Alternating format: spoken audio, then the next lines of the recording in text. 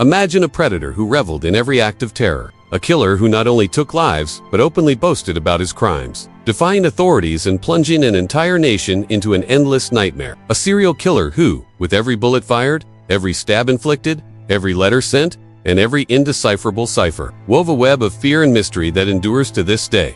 This is the Zodiac Killer, a name that, by itself, sends shivers down your spine.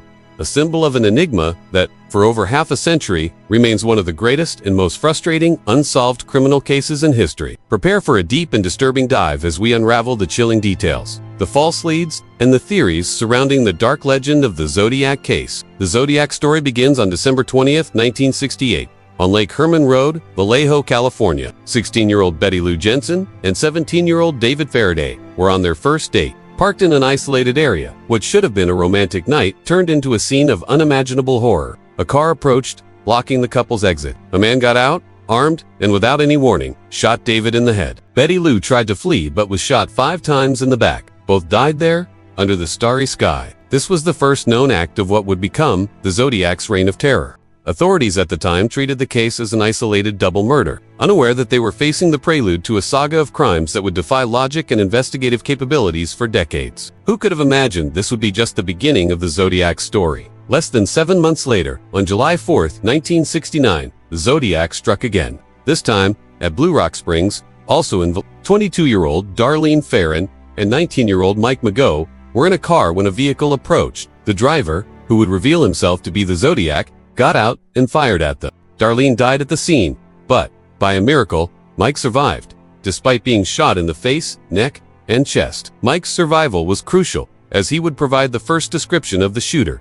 A stocky white male, about 5 feet 8 inches tall, but the most disturbing part was yet to come. About 40 minutes after the attack, a man called the Vallejo police, confessing to the Lake Herman Road and Blue Rock Springs murders. He identified himself as the killer and provided details only the perpetrator could know. The Voice.com and Controlled announced the arrival of a new kind of terror. This was the Zodiac, introducing himself to the world. The summer of 1969 brought an even more sinister twist. On August 1st, 3 identical letters were sent to 3 San Francisco Bay Area newspapers: the Vallejo, the San Francisco Chronicle, and the San Francisco Examiner. In these letters, the author claimed responsibility for the murders and demanded that the newspapers publish a 408-symbol cryptogram, threatening more deaths if they failed to comply. He claimed the cryptogram contained his identity. Panic began to spread. The media dubbed the author of these letters the Zodiac Killer due to the crosshair symbol he used to sign his messages. The Zodiac was not just a killer. He was a communicator, a master of media manipulation. What did he want with these codes? Was it a game? A way to mock the authorities? On August 8th, the message was terrifying. The Zodiac revealed his pleasure in killing and claimed that the victims would go to paradise, becoming his slaves. But the most crucial part, his name, was not there. He had lied, or perhaps the Zodiac was just beginning his macabre game. The frustration of the authorities grew daily. The Zodiac was always one step ahead. The Zodiac's third attack, on September 27, 1969, was the most brutal and personal. 20-year-old Brian Hartnell and 22-year-old Cecilia Shepard were having a picnic at Lake Berryessa, Napa County. A man, wearing a black hooded costume with the Zodiac symbol embroidered on the chest and dark glasses, approached them. He was armed and demanded that Cecilia tie up Brian.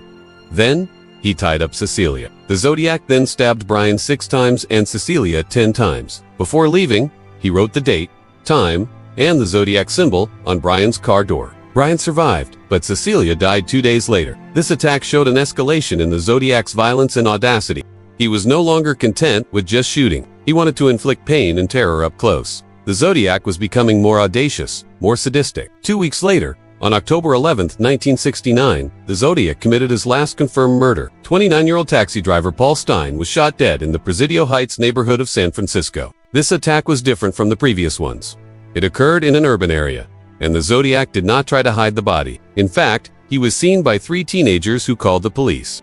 The initial description of the suspect, a white male, was mistakenly broadcast as a black male, which allowed the Zodiac to escape the crime scene. However, the Zodiac left a crucial clue: a piece of Paul Stine's blood-stained shirt. He sent this piece of shirt to the San Francisco Chronicle, along with a letter threatening to attack a school bus. The letter included a new cipher, the Z340, which remained undeciphered for over 50 years. The Zodiac was playing with the police, openly provoking them.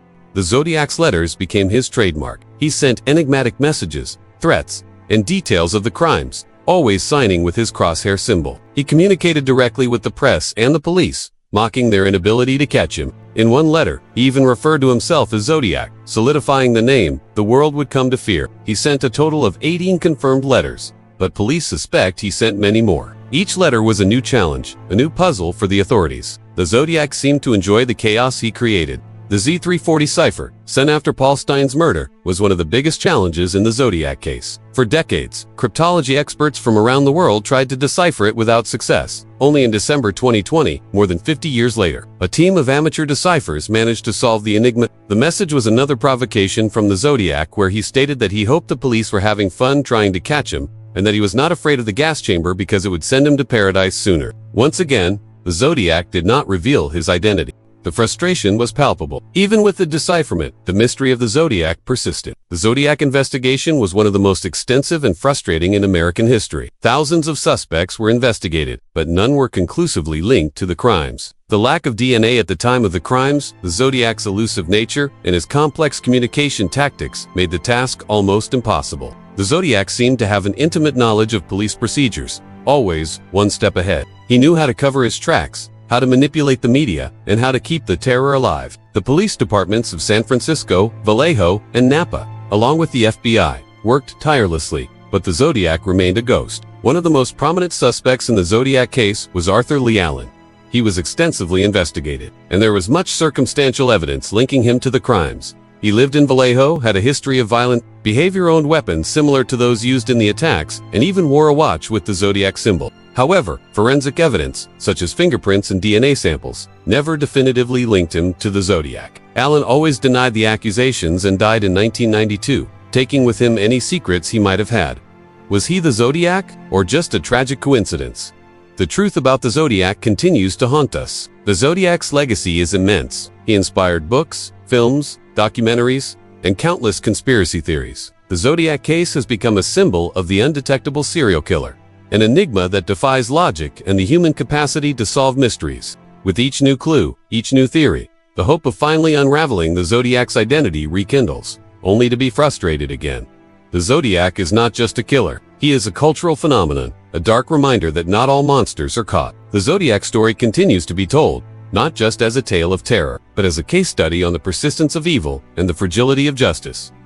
To this day, the Zodiac case remains open. New DNA technologies and the reanalysis of old evidence offer a small hope that, one day, the Zodiac's identity may be revealed. But for now, the Zodiac Killer remains a ghost, a shadow hanging over criminal history, a reminder that some mysteries are so profound that they may never be fully understood. The Zodiac taught us that fear can be as potent a weapon as a bullet, and that anonymity can be a criminal's greatest shield. What do you think? Who was the Zodiac? Will the truth ever come out? Leave your theory in the comments. If you enjoyed this deep dive into the Zodiac case, don't forget to like the video, subscribe to the channel, and hit the notification bell so you don't miss our next mysteries. The Zodiac may have disappeared, but his legacy of terror and mystery lives on.